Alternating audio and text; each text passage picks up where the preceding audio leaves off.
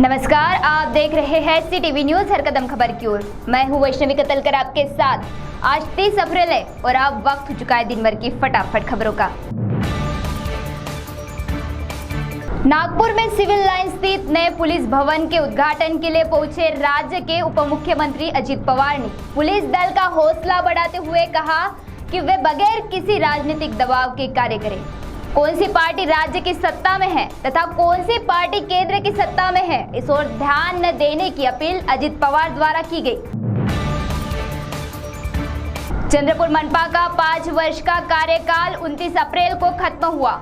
इन 5 वर्षों के कार्यकाल को लेकर पूर्व महापौर राखी कंचरलावार ने कहा कि मनपा ने 5 वर्षों में कई जनहित के फैसले लिए तथा जनता के लिए कार्य किए। ठीक इसके विपरीत फटकार लगाते हुए पार्षद पप्पू देशमुख ने कहा कि अब 5 साल भ्रष्टाचार से लिप्त थे, तो वही केवल खुद की जेबें भरने का कार्य इन 5 सालों में किया गया। ऐसा आरोप कांग्रेस के पार्षद नंदू नागर करने लगाया।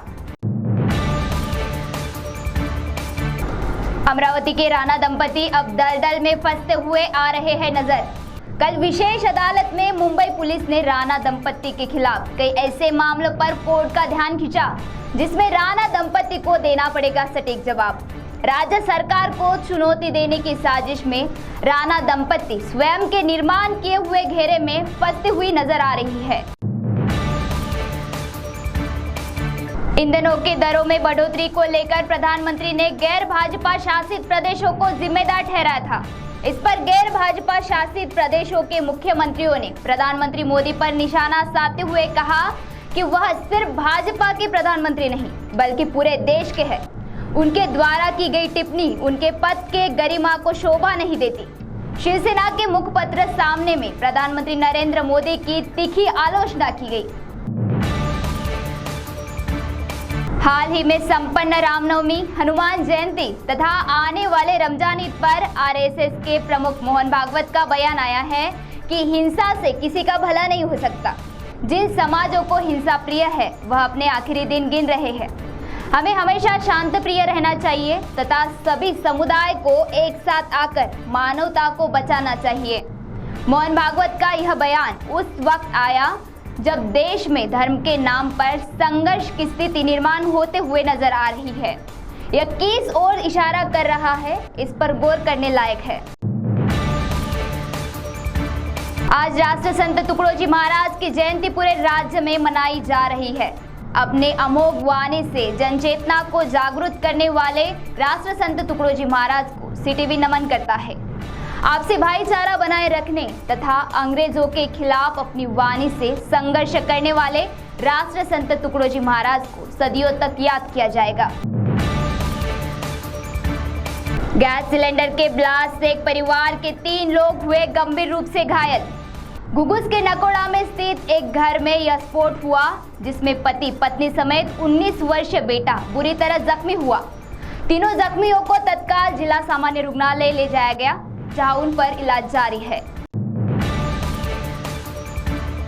राजूरा में 2 पुलिस कर्मियों को रिश्वत लेते हुए एसीबी ने किया रंगे हाथ गिरफ्तार।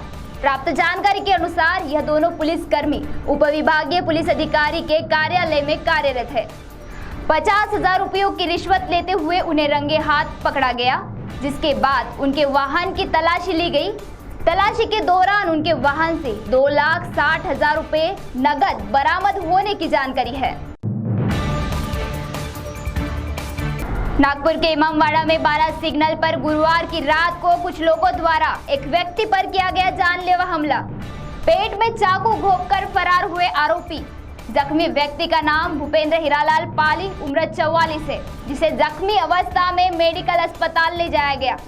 समाचार प्राप्त होने तक यह हमला क्यों और किसने किया इसका पता चलना बाकी है, तो वही आगे की जांच नागपुर पुलिस द्वारा शुरू है। उमरेड परिसर से बाघ के अंगों की तस्करी करने वाले 2 आरोपियों को वन विभाग की टीम ने किया गिरफ्तार।